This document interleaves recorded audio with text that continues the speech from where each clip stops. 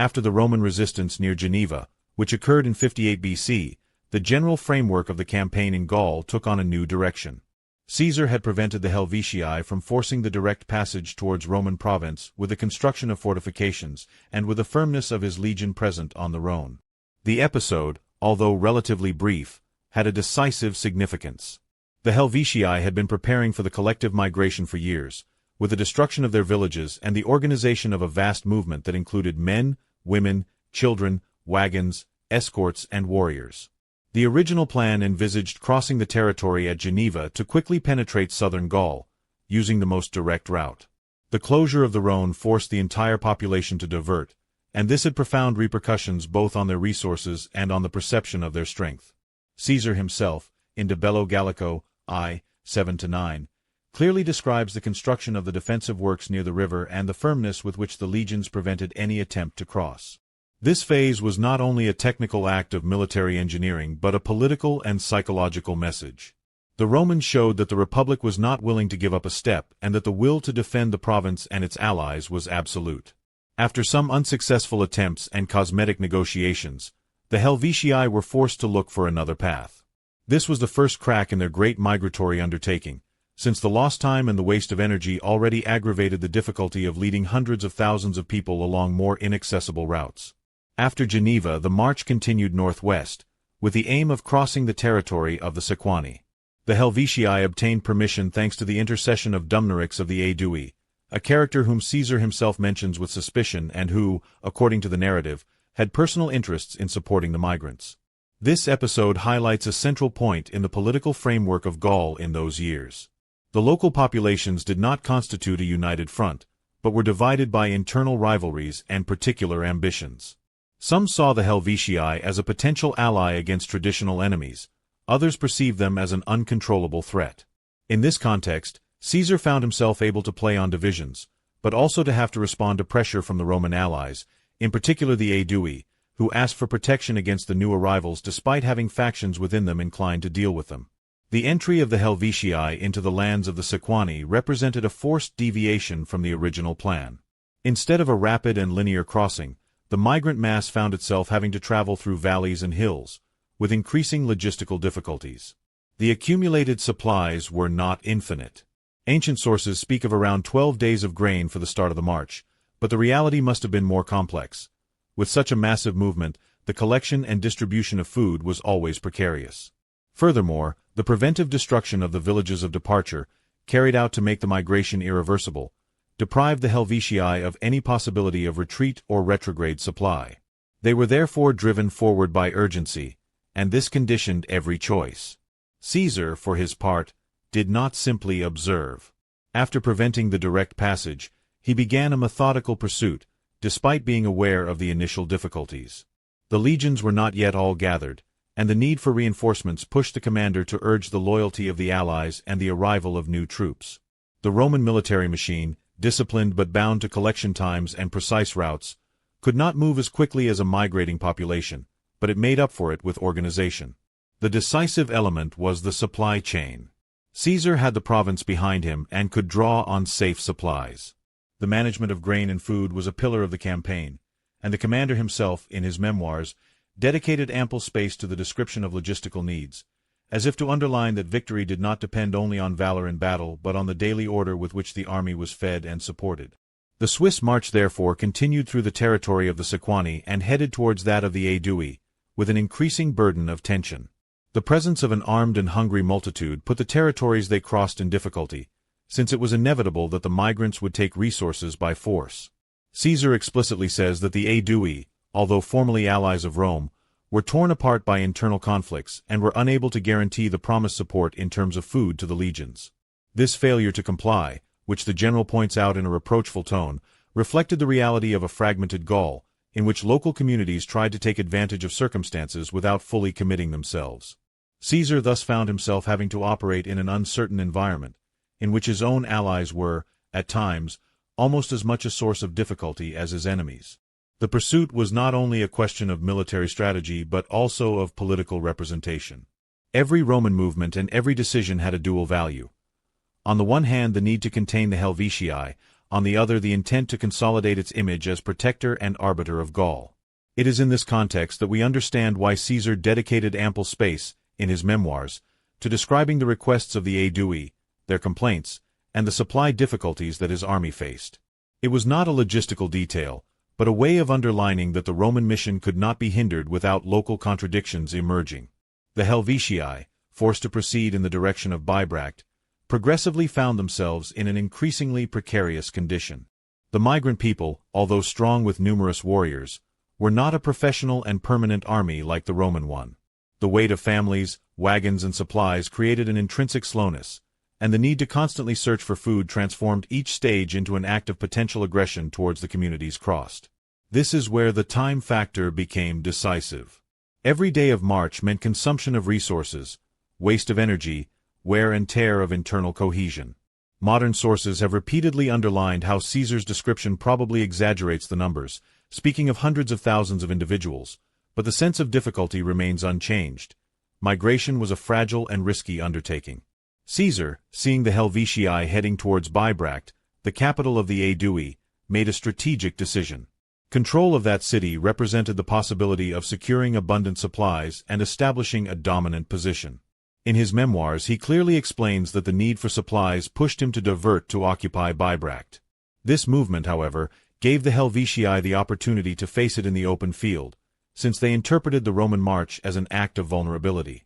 The chase, therefore, resulted in a situation in which both sides were forced to prepare for the clash. But this already belongs to the next phase. What characterizes the period immediately following the resistance on the Rhône is therefore a set of intertwined factors: the forced diversion of the Helvetii, the wear and tear of their supplies, the difficulty of Caesar's Gallic allies in keeping their promises, and the need for the Romans to pursue without losing the cohesion of their supply chain. The image that emerges is that of two different entities: a migrant mass driven by necessity and a disciplined army led by an expert general, who already at this stage demonstrates his ability to transform contingencies into advantages.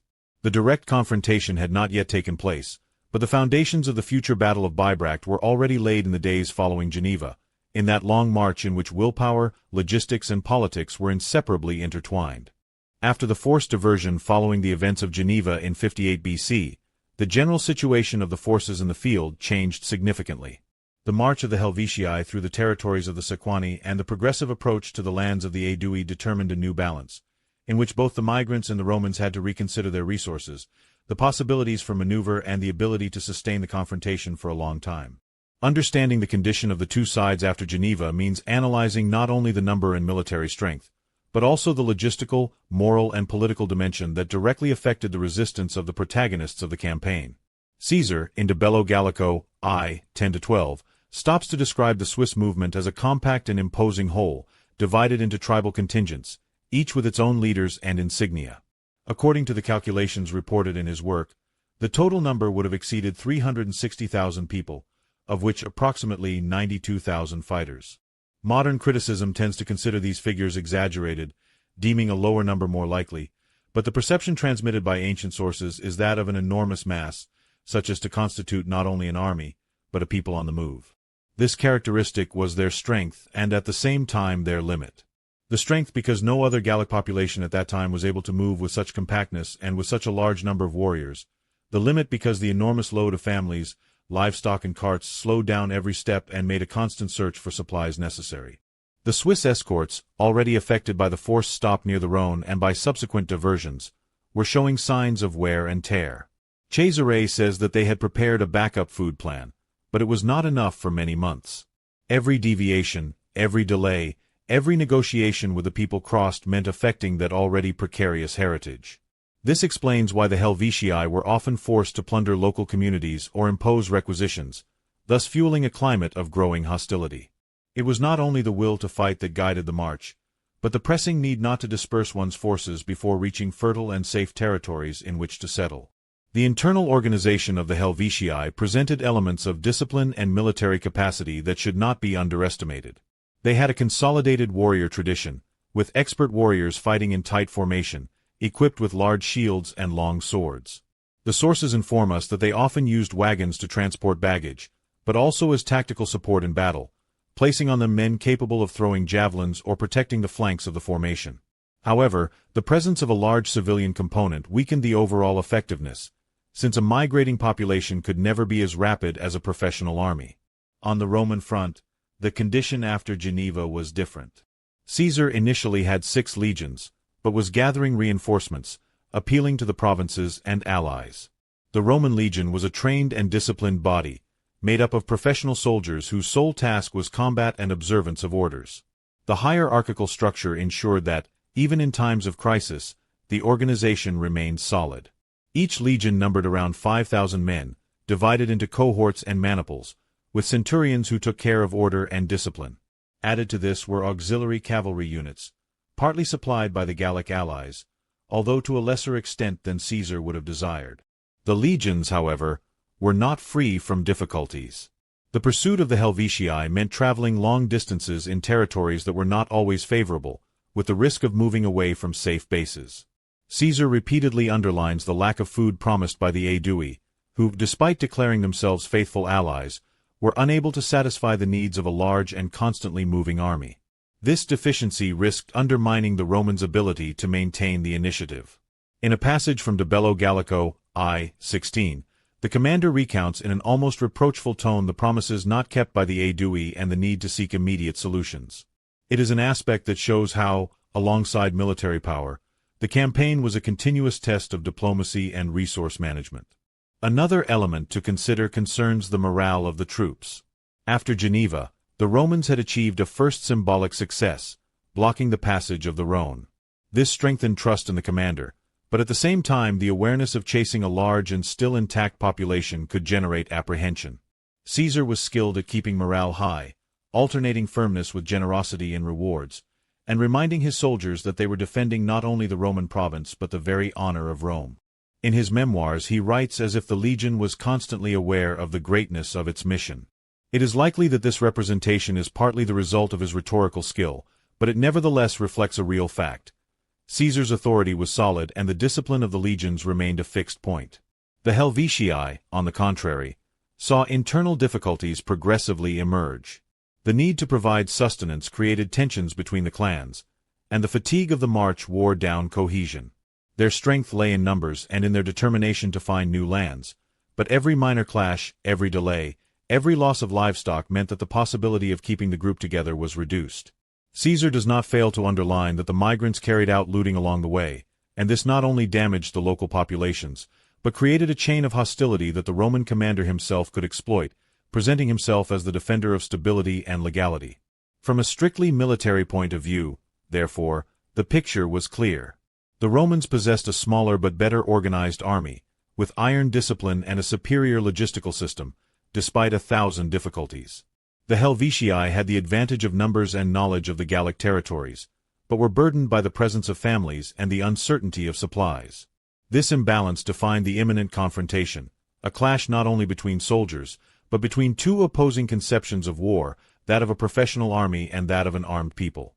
The political framework must also be considered.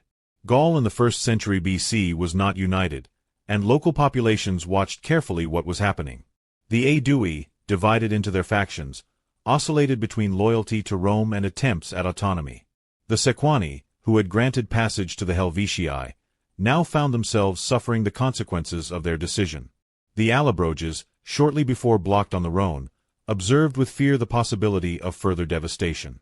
In this context, the figure of Caesar emerged as that of an arbiter capable of guaranteeing order, but also as an external power ready to impose its own authority. The perception of this double function was a key element.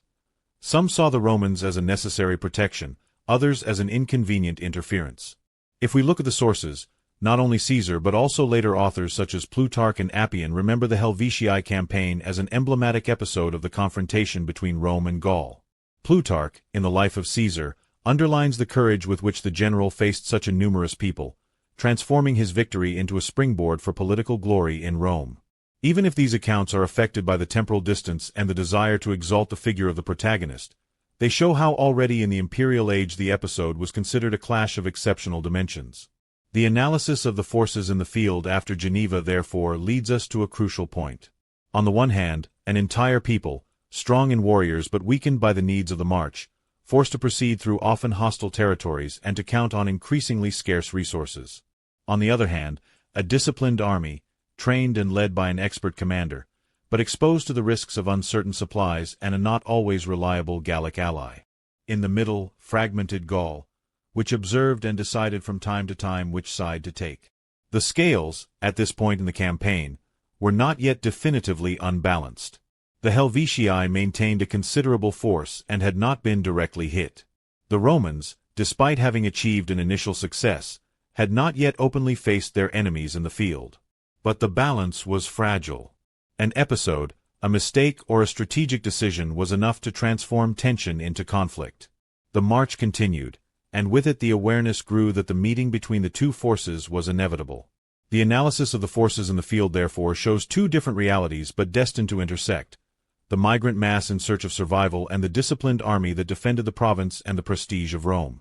After the long march that had led the Helvetii through the territories of the Sequani and the Aedui, and after the growing tensions for the search for supplies and food, the direct confrontation with the Roman army was rapidly approaching. The events of 58 BC, which had already changed the balance of Gaul with the resistance on the Rhône, found a turning point in the preparation of the Battle of Bibracte. It was not just an armed encounter, but a moment in which the two opposing forces prepared themselves for a real clash of wills, resources, and strategies. The days preceding the battle reveal much both about the way in which Caesar conceived of war and about the difficulty that a migrant people like the Helvetii faced in maintaining their cohesion in a hostile territory. According to the Caesarian account in Bello Gallico, I. 23-24, the decision to approach Bibracte initially arose from a Roman logistical necessity. The legions found themselves in a position of increasing difficulty due to the scarcity of food provided by the Aedui, who had failed to guarantee the promised supplies. Caesar, worried about the risk of finding himself with tired soldiers without grain, considered it essential to head towards Bibracte, the capital of the Aedui, where he could obtain supplies in a more secure and stable way. The decision was dictated by logistics rather than by the immediate desire to face the enemies, but it had as a direct consequence the approach to the clash. The Helvetii, who were closely observing the Roman moves, interpreted this march towards the city not as a strategic act but as a sign of weakness and retreat, and decided to take the opportunity to face the enemy army. It is important to observe how in this phase the two forces acted on different bases. Caesar was guided by military and logistical rationality, well aware that the discipline of the legions could not be sustained without a regular flow of food. His control over the territory, while strong, still depended on allies and Gallic cities, and the lack of material support could quickly turn into a crisis. On the other hand, the Helvetii saw the Roman march towards Bibracte as an opportunity to strike a moving, less compact army, committed to moving rather than fighting. This contrast of perceptions was decisive. An act of Roman prudence was transformed, in Swiss eyes, into an opportunity for victory.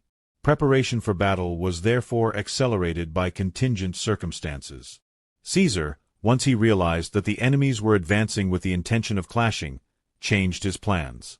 The narrative underlines the speed with which he ordered the legions to prepare for combat, once again showing the effectiveness of Roman military discipline. The troops were advanced to a hill which might provide an advantageous position, and the baggage wagons were assembled at a protected point. The choice of land, already at this stage, was an element of primary importance.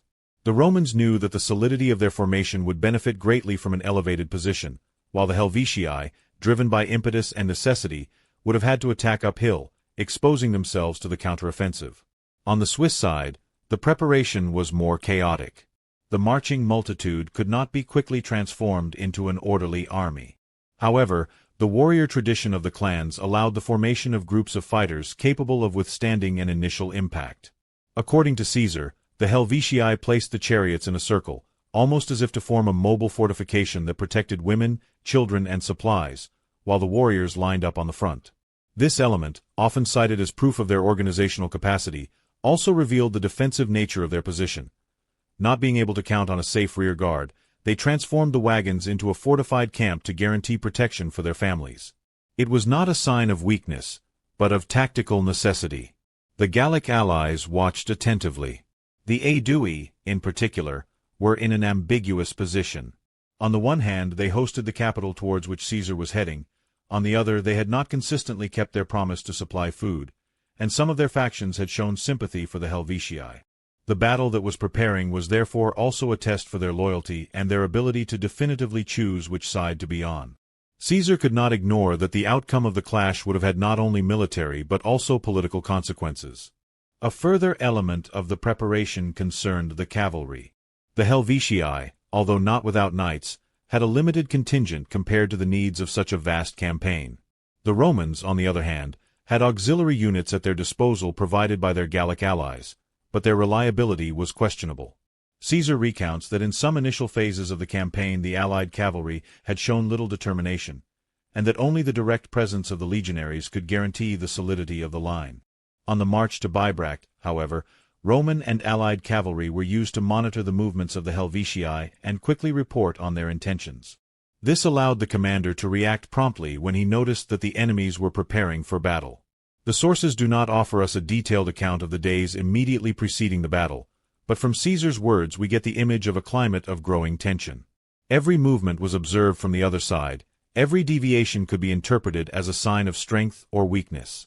In this context propaganda played a decisive role. Cesare, writing years later, presented his decisions as the result of calculation and necessity, but it is possible that at the time the pressure was enormous and that the risk of error was always present. The Helvetii, although worn out by the march, still maintained faith in the possibility of defeating the Romans with strength of numbers. The preparation for the Battle of Bibracte was therefore the result of a series of circumstances that converged towards the clash. Roman logistics, the Swiss perception of a favorable opportunity, the geographical position and the political tension between the Gallic tribes led both sides to take sides. Caesar had trained and disciplined legions, with a structure capable of reacting quickly, while the Helvetii counted on a greater number of warriors, driven by the need for survival and tribal pride. Both had valid reasons to face each other. The Romans to reaffirm their authority and guarantee supplies, the Helvetii to seek a decisive blow that would open the way to new lands for them. If we observe this moment with the eyes of later historiography, the centrality of preparation clearly emerges. Plutarch, in the Life of Caesar, recalls how the general was able to take advantage of difficulties, transforming a supply problem into an opportunity to obtain a sensational victory. Appian also emphasizes the commander's ability to use terrain and discipline to bridge the numerical disparity. Although these authors write with the intention of exalting the myth of the great leader, the substance remains. The battle was not the result of chance, but of a series of decisions taken in moments of difficulty and transformed into strategic advantages. The preparation for Bibracte was therefore the beginning of the decisive confrontation of the campaign of 58 BC. The Romans, forced to deviate towards a Gallic capital for reasons of subsistence, suddenly found themselves having to face the attack of a migrant people who interpreted that march as a sign of weakness. The Helvetii, although worn out by fatigue, knew how to organize themselves in such a way as to present themselves on the field with courage and unity. The days preceding the clash show two worlds in collision. On the one hand the calculating discipline of a professional army, on the other the desperate determination of an entire community that had left their lands and was looking for a future by force of arms. When the Roman march towards Bibracte and the simultaneous approach of the Helvetii brought the two forces to such a distance as to make the clash inevitable, the fundamental issue became the disposition of the troops and the choice of terrain. Caesar, in his work De Bello Gallico, I. 24-26, highlights the decisive role of the hill which he identified as an advantageous position for the legions. He ordered the soldiers to stop and position themselves on the slope, with the army's baggage gathered and protected in a rear position, so as to prevent it from falling into enemy hands or creating confusion. The topographic choice was the result of a precise military conception. A numerically inferior army could not afford to be attacked in an open field on a uniform plain, where the Swiss mass could have surrounded and overwhelmed with the weight of numbers, while a slope offered natural protection, slowed down the assault and allowed the compact Roman formations to make the most of their discipline and thrown weapons. Caesar's account clearly underlines the rapidity with which the battle line was drawn up. The 6 veteran legions were positioned at the front, with 3 younger and less experienced legions placed in reserve near the baggage. This two-line deployment, with a rear guard ready to intervene, was typical of Roman tactics, which preferred not to risk disintegration in the event of enemy pressure. The elevated position also made it possible to throw pila, the heavy javelins that were a fundamental weapon for breaking the first attacking waves. Caesar himself recalls that the legionaries were ready to use pila en masse, and then move on to close combat with gladii. This tactical sequence was the heart of Roman discipline, a devastating initial clash with thrown weapons, followed by intense resistance with short swords and heavy shields. The Helvetii, in the meantime, had arranged themselves differently. The multitude of warriors, coming from the various clans and accompanied by chariots arranged in a circle, organized themselves into a single large block that advanced with compact force.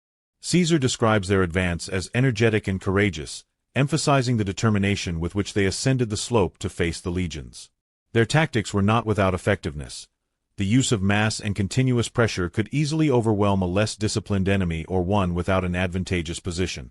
The Helvetii did not have the same rigid hierarchy as the Romans, but their warrior experience and tribal cohesion guaranteed notable resistance.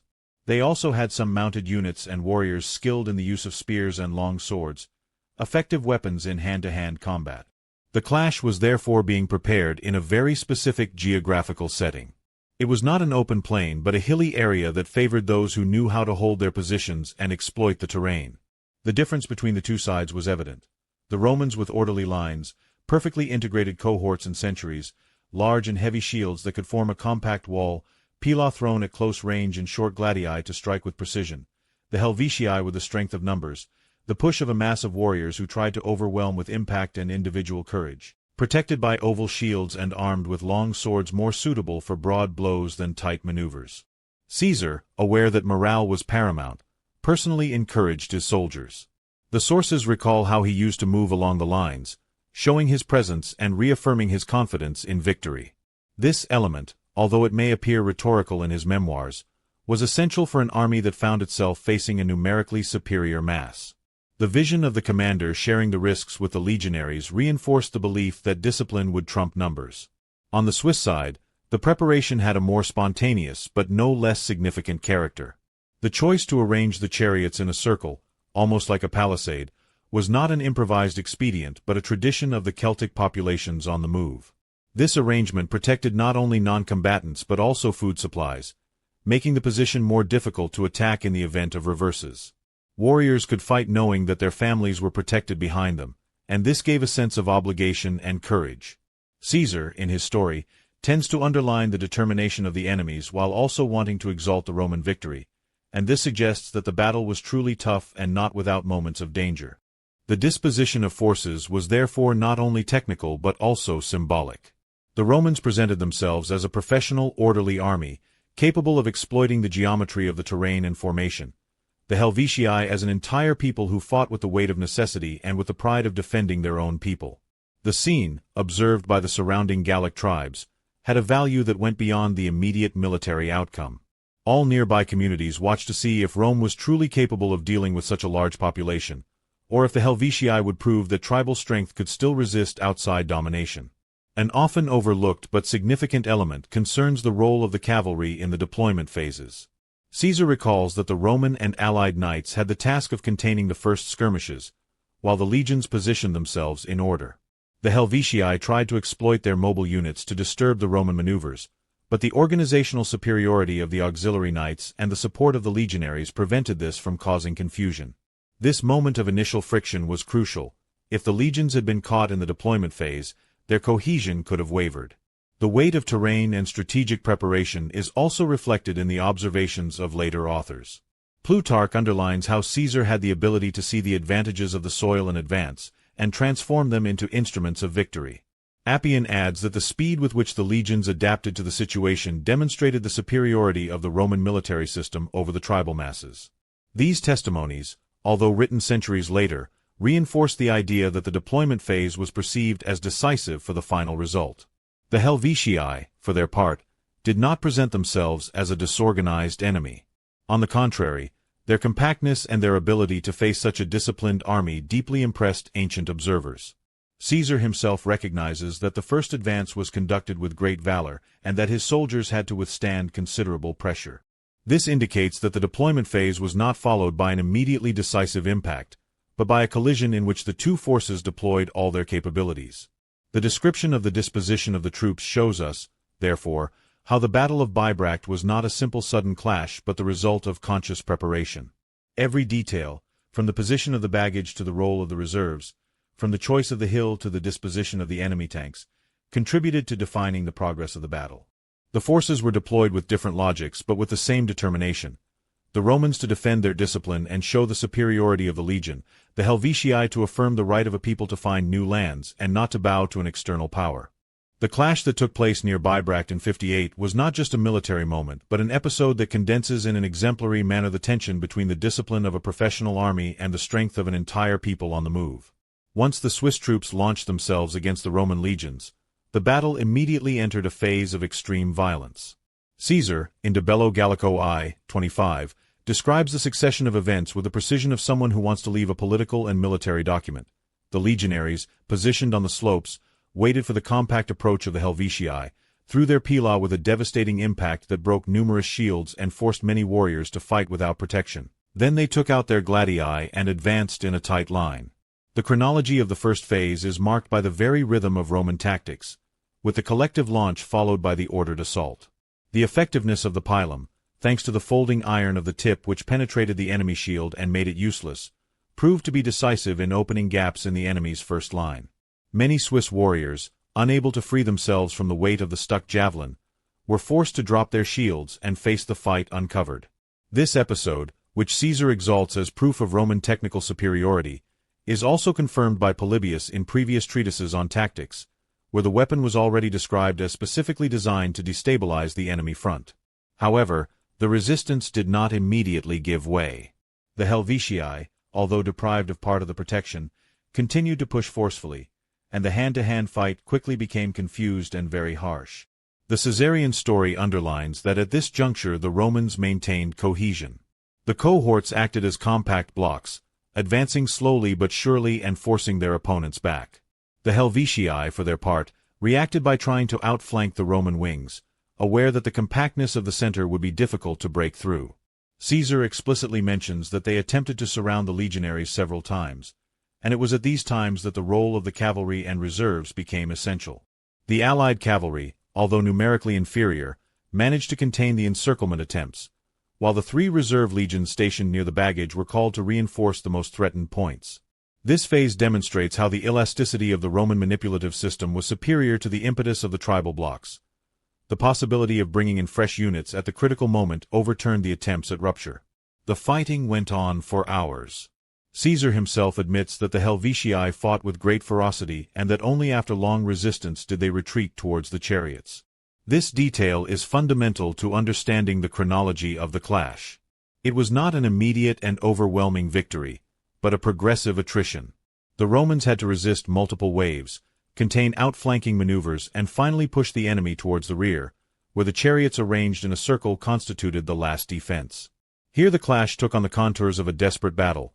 The Helvetii and the other allied tribes, including the Tigurini and the Verbigeni, put up resistance between the improvised defenses, defending not only their lives but also the families and the goods that were kept there. Caesar does not fail to point out that even women and old men took part in the defense by throwing projectiles and cheering on the warriors. This detail, which could appear as a rhetorical device to underline the desperation of the enemy, is consistent with Celtic customs documented by other sources. The chariot battle therefore represents the second phase, marked by even greater ferocity. The legionaries, accustomed to fighting in close order, had to adapt to chaotic terrain, made up of obstacles and improvised defenses. The clash degenerated into a series of close assaults, with the Romans trying to open gaps between the chariots and the Helvetii attempting sudden counterattacks. Caesar insists that the Roman victory was not quick and that the enemy was repelled only after a long struggle. This point deserves attention because it demonstrates that the episode was not an obvious triumph but a success achieved with difficulty, made possible by discipline and organization. An aspect often discussed by modern historians concerns the overall duration of the clash. Caesar lets us understand that the battle lasted until the evening, and that only with the setting of the sun was the resistance finally quelled. If this is true, it would be one of the longest battles fought by the legions in the first year of the Gallic campaign. Swiss tenacity would demonstrate that, despite lacking the Roman professional structure, these people could sustain hours of effort against a disciplined enemy. This aspect also struck some later authors. Orosius, although writing from a Christian perspective of the 5th century, recalls that the Battle of Bibracte was among the most stubborn of the campaign and that the Roman victory was not without risks. Another significant moment in the chronology of the battle was the counterattack of the Helvetii when the Romans, believing they had definitively repelled them, found themselves under a new wave coming from the chariot circle. Caesar recounts that the legionaries had to redeploy themselves and face an enemy who, despite the losses, still showed resistance. This episode indicates that the Helvetii did not fight as a broken mass but that they managed to organize coordinated sorties, a sign of an internal leadership capable of maintaining cohesion until the end. However, tiredness, lack of supplies, and the impossibility of breaking the Roman compactness ended up prevailing. The story of the ancient sources agrees in underlining the difficulty of the victory. Caesar, although wanting to exalt the success, insists on the enemy's valor to make the merit of the legions even greater. Plutarch, in the Life of Caesar, takes up the episode as an example of the general's ability to sustain prolonged battles without losing control of the army. Appian, in the Bello Gallicum, describes the tenacity of the Helvetii and the obstinacy with which they defended themselves behind the chariots. All these references confirm that the chronological progression of the battle was not linear but marked by alternating phases, with moments of risk for both sides. Eventually, resistance turned to rout. As evening fell and it became impossible to sustain further assaults, the Helvetii began to disperse. The moving mass, made up not only of warriors but of women, children, and the elderly, could not withstand the impact of an army that maintained order to the last. The Romans conquered the camp, took possession of the wagons, and captured numerous prisoners. However, according to Caesar himself, it was not an immediate massacre. Many Helvetii managed to escape and reorganize in the following days, as demonstrated by the negotiations that followed the battle. This means that, chronologically, the battle did not end with total annihilation but with a military victory that opened up a subsequent phase of pursuit and negotiation. The chronological analysis of the clash allows us to distinguish at least three moments: the initial assault on the slope and the launch of the pila that broke the first wave, the prolonged pressure and outflanking attempts which lasted hours and were repelled thanks to the intervention of the reserves, the desperate defense near the chariot circle which occupied the Romans until the evening. Each phase had a specific weight in the overall result, and together they demonstrate how the Roman victory was the result of discipline, use of the terrain, and ability to sustain a prolonged battle. The Battle of Bibracte, seen in this sequence, therefore does not appear as an episode decided in a few moments but as a process of attrition in which enemy resistance was progressively broken. The chronological order of the phases also shows us the difference between two models of war. On the one hand, the professional army, capable of adapting and maintaining cohesion even after hours of combat. On the other, the people in arms, numerous and courageous, but lacking the structure that could guarantee indefinite resistance. The outcome of the Battle of Bibracte was not only a tactical victory for the Roman legions, but represented a turning point in the campaign of 58 and, more generally, in Roman expansion into Gaul. Caesar in De Bello Gallico I, 26-29 describes with great emphasis how the Helvetii, defeated on the field, retreated in disorder and were pursued by the Romans for several days, until, exhausted by the lack of food and the impossibility of reorganizing, they were forced to surrender. However, the analysis of this outcome requires attention, because it was not an immediate annihilation, but rather a gradual process, in which logistical, psychological, and political factors added to the military victory. The Helvetii, reduced in strength, tried to negotiate, sending ambassadors to the Roman commander.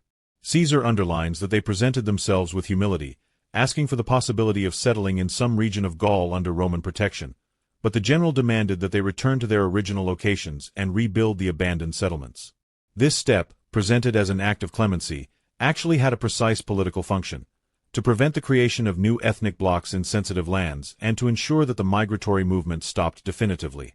The losses suffered by the Helvetii were enormous. Cesare states that, out of approximately 368,000 people who left at the beginning of the migration, less than 120,000 returned.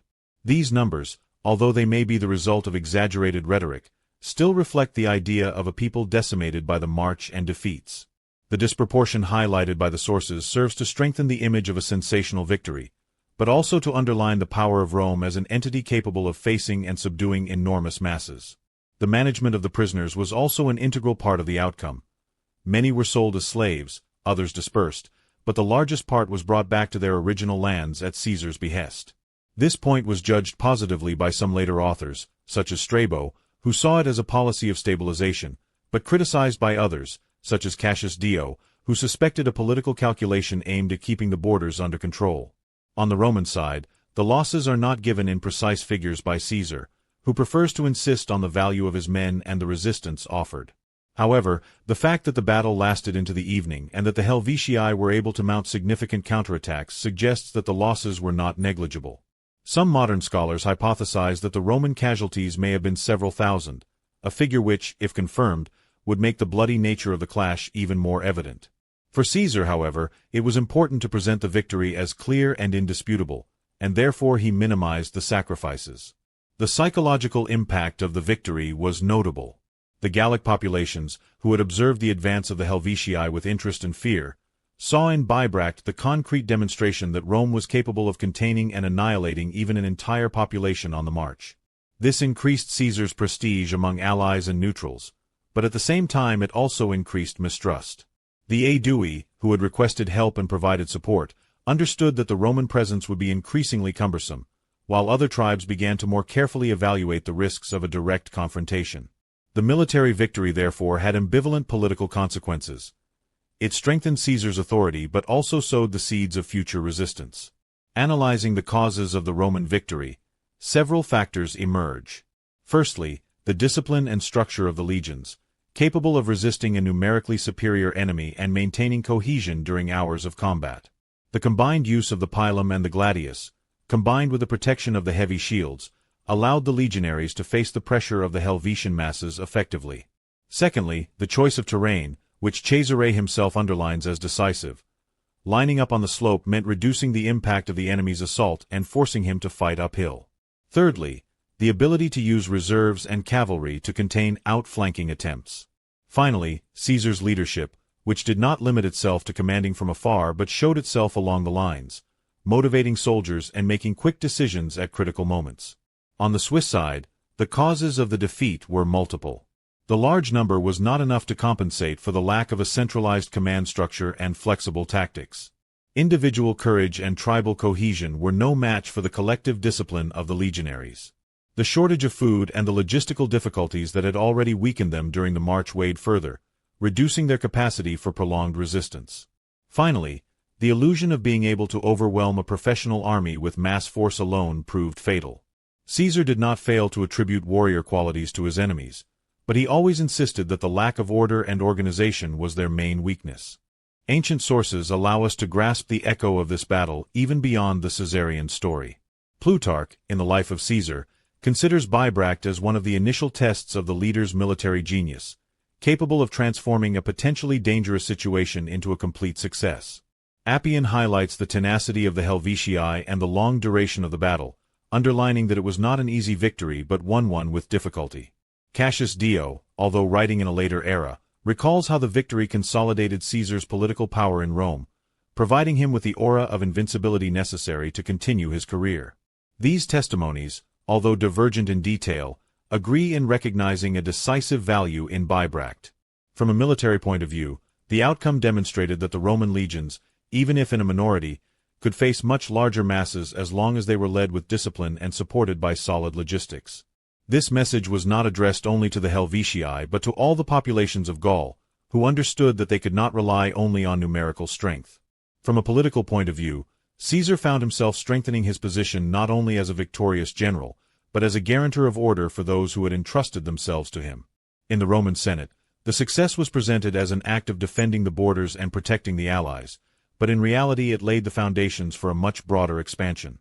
The long-term effect of the outcome was twofold. On the one hand, the subjugation of the Helvetii and their return to their original homes re-established balance in a region threatened by population movements. On the other hand, the victory offered Caesar immediate prestige that he would use to justify new campaigns.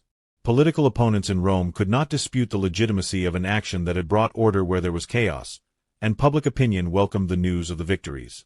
However, this success also paved the way for larger conflicts, as the Gallic peoples, seeing Rome's strength, began to consider common forms of resistance.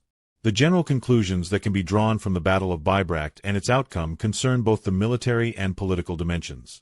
From a military point of view, it demonstrated the tactical and organizational superiority of the Roman army, but it also highlighted the resilience of the Celtic populations, capable of putting up prolonged resistance.